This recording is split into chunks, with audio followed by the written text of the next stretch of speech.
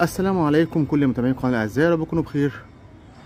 انا عادل ولي ودي قناه شوارع معلم اسكندريه. موجودين على محطه قطار الرمل الميري اللي هيتم ان شاء الله الغائها او ازالتها لقربها من محطه فيكتوريا. محطه فيكتوريا خلفنا محطه فيكتوريا، سيدي بشر، العصافره، المندره، المنتزه، الاصلاح، المعموره، البلد، توسن، ابو قير. على يمين الصورة شارع عمر مختار يطلعك لشارع جمال عبد الناصر، وعلى الشمال تطلع على بقى الترعة المردومة وأبو سلمان وشارع الجلاء ومنطقة السيوف. شمع أمامنا محطة غبريال، بكوس، السوق، الظهرية، سيدي جابر، الحضرة، محطة مصر. القطر جاي من فيكتوريا. طبعا على شمال الصورة خلف العماير في شارع جمال عبد الناصر، ثم شارع عبد السلام عارف الترماي، ثم شارع البحر والبحر. منطقة لوران على الشمال.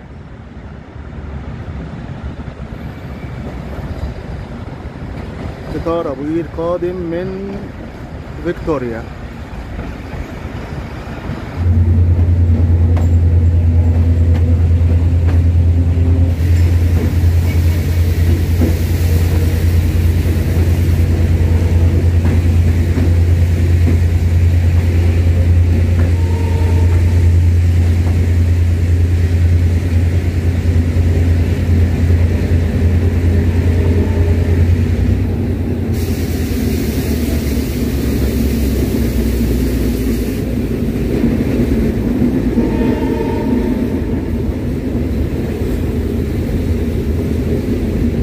كده احنا داخلين على محطة غبريال، وبعد كده محطة الظهرية.